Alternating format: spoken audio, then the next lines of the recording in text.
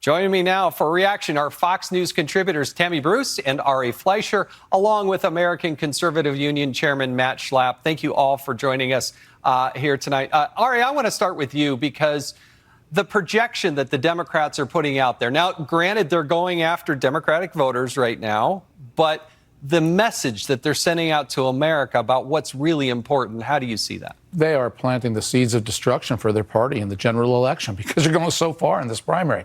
Look, somebody said this morning, I wish I could remember who it was to credit them, that if you cheat trying to get into college, you go to jail. But if you cheat trying to get into America, you get free college.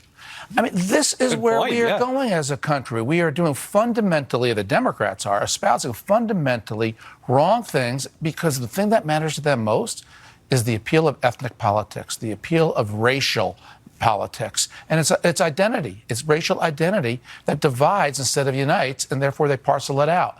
It's the wrong thing for them in general. Tammy, you've been watching this for a long time. What's your read on what's happening? Well, I think that certainly it's not going to play well. Again, we're dealing with the primary, but this is going not just to every American, but it's also going around the world. They're proposing something that on its face would collapse the system. And the individuals coming here now are looking for, and where they've coming from, generally systems aren't delivering. And what they're proposing is to have these individuals then come to another system that won't deliver. Not just for the individuals who are trying to migrate here, but for Americans in general. Medicaid and Medi-Cal in California, you can't get an appointment now. What happens if 1 million more people are trying to get the same block of appointments? There are no additional doctors coming up to add in to make up for the difference. So we're effectively abandoning those people. The Democrats are appealing to these individuals, effectively asking them, saying, come here, especially if they are ill. And then they're going to get here, and the system itself that they're going to rely on won't be able to handle them. So when the Democrats talk about, as Beto O'Rourke did on his little venture across the border, that it should awake the consciousness of the American people, that we've got to become better, while he's then recommending that people come here and destroy the system effectively with his own policies, abandoning everyone in the process. Matt, one of my favorite people on the planet is Rob ONeal from SEAL Team 6. Right. And he sent out a tweet, and I'm just giving a synopsis of it, but he basically said, I think you misspelled homeless veteran. He didn't, right. They didn't, there's no talk from them about veterans and our military and Americans who are doing it right. They're doing everything they can, the Democrats, to put out a projection that we're going to fight for you that are here illegally. How do you see it? Well, the first step is when AOC goes to the border and screams at and has a tirade to law enforcement officials who are trying to bring some modicum of order to the border, shows you what they really think about law enforcement. Nobody in the Democratic Party has criticized AOC for the way she treated federal employees who are law enforcement officials. That's the first point. The second point that Rob makes, Jason, that you're underscoring is that Americans are hurting. Millions of Americans lost their plan and lost their doctors because of Obamacare.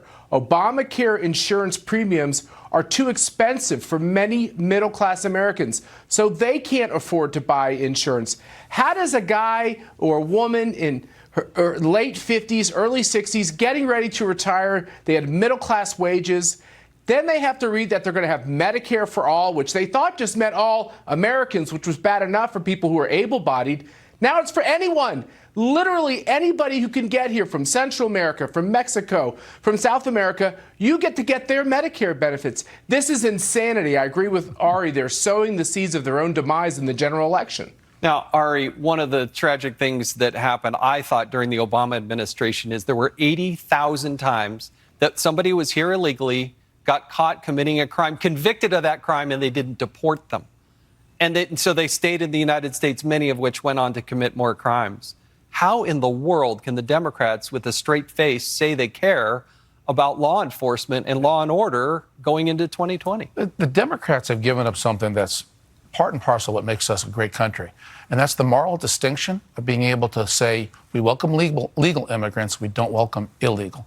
To the Democrats are all one and the same. There is no behavior when it comes to immigration that makes you legal or illegal. It's all one and should all be welcome. Right.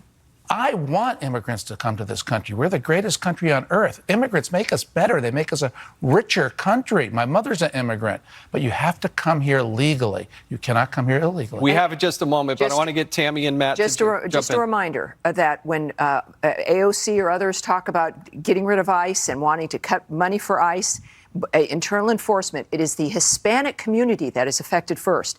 These criminals live in those communities. Yeah. So it is both legal and illegal. It's the Hispanic community and neighborhoods that they are condemning to live with. MS-13, other individuals who are convicted of crimes, never deported. That's where they're living. So I'm not quite sure how they can say that they speak and represent Hispanics and the best life for Hispanics when their main focus will maintain criminality and terror, effectively, gang terror in those very communities. And Matt, real quickly, it does seem like President Trump's rising in terms of popularity in the Hispanic community. Yeah, because basically Americans are very practical people. When they see their incomes going up, when they see their economic opportunity increasing, and when they see this really scary, radicalized Democratic Party, where poll after poll shows 50% of Democrats are embracing the term socialism, as Tammy said, a lot of these Hispanic Americans left socialism. They left communism. Exactly. They left dictatorships. It didn't work out. They know socialism fails each and every time, and it'll fail in America. That's why we got to prevent it from ever getting implemented. Thank you, all three of you, Tammy, Ari, and Matt.